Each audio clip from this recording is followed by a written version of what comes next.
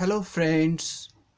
आज मैं आपको इंग्लिश आसानी से कैसे सीखें इसके कुछ और टिप्स मैं देने जा रहा हूँ। इसको मैंने ऐसे रखा है, there are countless pieces of writings in English in the form of books, magazines, journals, newspapers etcetera. English अनंत है। वो बुक्स हजारों लाखों बुक्स के रूप में, मैगजीन्स के रूप में, जर्नल्स के रूप में, न्यूज़पेपर्स के रूप में है। इससे हमें कंफ्यूज नहीं होना है। हमको अपना सेलेक्टिव तरीके से इंग्लिश को आसानी से सीखने की तरफ जाना है। इसके लिए but we are not to be caught in such a quagmire. इस दलदल में नहीं फंसना है ऑफ राइटिंग्स, बल्कि हमें अपना रास्ता सिलेक्टिव तरीके से, पिक एंड चूज के तरीके से आगे बढ़ना है, तो हम आसानी से इंग्लिश सीख सकेंगे। Rather we have to be very selective if you want to learn English in less time. ये बात को यहाँ कहा गया है कि हमें सिलेक्टिव होना पड़ेगा।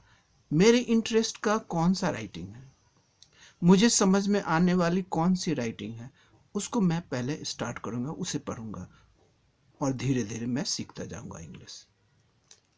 अब देखें, so far as reading materials are concerned for learning how to speak and write English conveniently, आराम से and effectively, प्रभावकारी तरीका से, कैसे किस तरह के रीडिंग मटेरियल्स को पढ़ें जिससे हम आसानी से, आराम से और प्रभावकारी तरीका से इंग्लिश सीख सकें।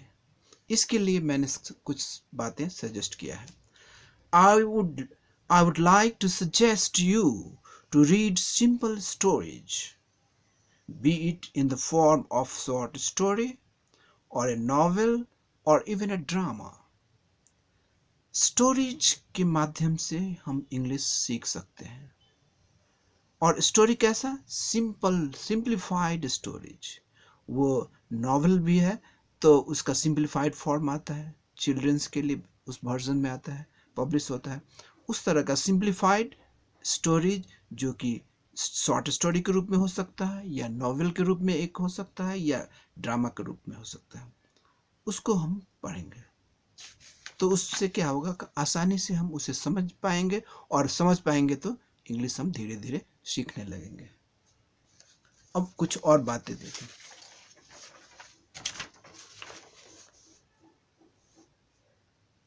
इन द बिगिनिंग, शुरुआत में, यूड बेटर, आपके लिए अच्छा होगा। यूड बेटर मीन्स आपके लिए अच्छा होगा। प्रेफर, चूज करें। कैसे रीडिंग मटेरियल्स को? Abridged, short.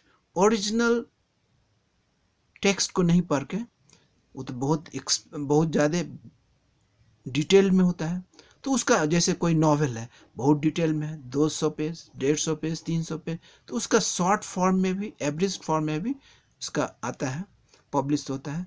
तो उस एवरेज फॉर्म को, शॉर्ट फॉर्म को और उसके सिंप्लीफाइड फॉर्म को हम पढ़ें। जो कि स्टोरीज हो सकता है, उसका भी सिंप्लीफाइड फॉर्म होता है, नॉवेल्स का होता है, ड्रामास का होता है।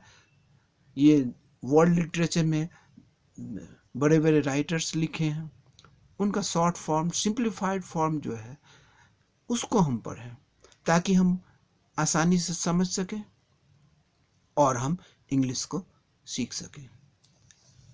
अब इस क्रम में हम ये कह सकते हैं, डोंट फील असेम्ड।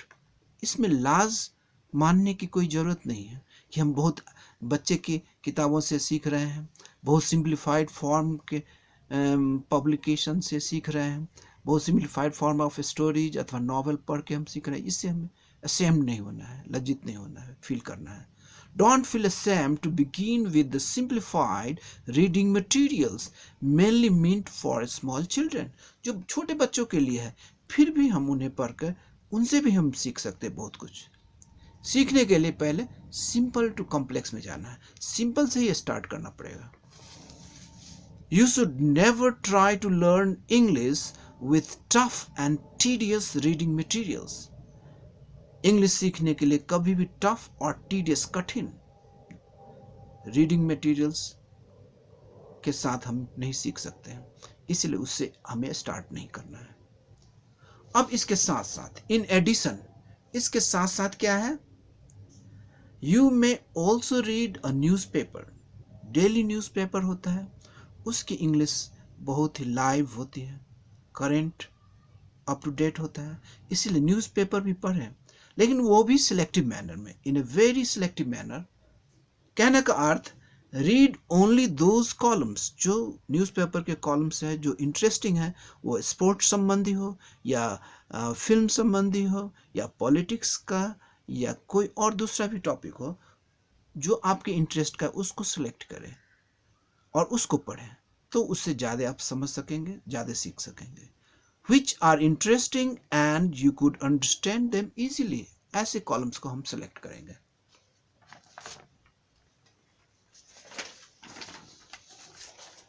अब कुछ और बातें देखें। मोर ओवर, इससे भी ज़्यादा बात क्या हो सकती है, you may also enjoy reading, you may also enjoy reading interviews, लोगों के इंटरव्यूज, अंतर्वार्ता को पढ़ें। उसमें लोग अपने विचार, अपने अनुभव, अपने इंटरेस्टिंग जीवन के पहलू को एक्सप्लेन करते हैं, इसलिए इंटरव्यूज पढ़ने से भी हमें बहुत ज़्यादा इंस्पिरेशन और भाषा के प्रति इंटरेस्ट और उसे सीखने में बहुत आसानी होती है। या बायोग्राफीज भी पढ़ सकते हैं हम, जीवन कथा, वो भी बहुत इंस्पिरेशनल होता है, उससे भी प्रेरणा ले सकते हैं और उससे पढ़ने में भी इंटरेस्टिंग होता है। और इंटरेस्टिंग राइटिंग जो भी होगा उससे हम इंग्लिश अच्छी तरीके से सीख सकते हैं। इस तरह से हमें सिलेक्ट करना है कि मेरे लिए कौन सा इंटरेस्टिंग राइटिंग हो सकता है, उसको सिलेक्ट करके उसका सिंप्लीफाइड फॉर्म में पढ़ने की प्रयास करें, तो उससे हम आसानी से इंग्लिश सीख सकते हैं। Biographies which you find interesting and easy to understand, select करना है कौन सा बायोग्राफी बहुत सिंपल तरीके से लिखा गया है, बहुत इंटरेस्टिंग तरीके से लिखा गया है, उसको पढ़ें। इंटरव्यूज जो कि इंटरेस्टिंग है, बहुत इंस्पायरिंग है, वैसे इंटरव्यूज, वैसे बायोग्राफीज को सिलेक्ट करके पढ़ें।